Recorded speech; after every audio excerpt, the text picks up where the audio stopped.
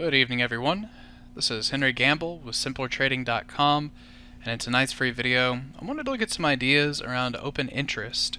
So as we head into the monthly expiration coming up for October, it's just something to keep in mind and can help provide kind of interesting levels to look at in relationship to what you may already be doing with your trading.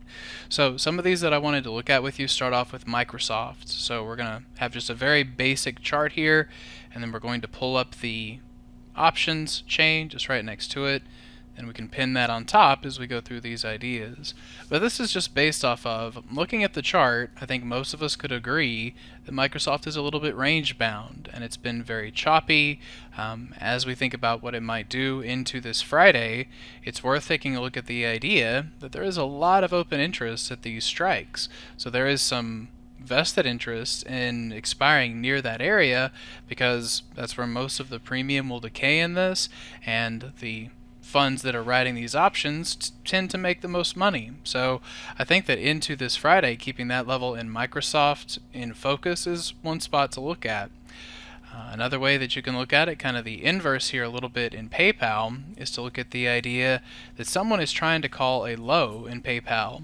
So as we look at this off of the comparative open interest, on the put side you've got 10,000 open contracts. On the call side for the 100s, only 2,400.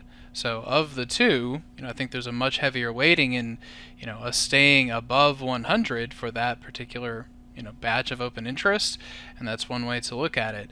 The position I'm trying to work right now would do better if it could pull back and pin for me, actually get closer to 100, but noting that high open interest, it might be a reason to cut back the bullish exposure and reposition that in PayPal for this Friday.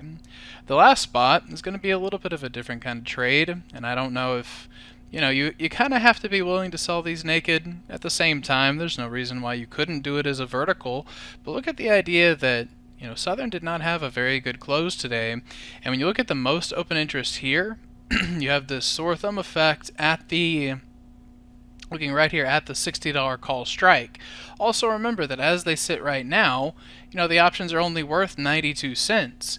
If you can sell these and see a little bit more continuation over the course of the next 3 or 4 days, then they'll just decay very quickly. So, you could do it as a vertical 60 by the 62, and that's still a perfectly viable short call spread, and a couple different ways to use this open interest as you get into expiration trading. So, I hope that's helpful, and we'll see you at the next free video.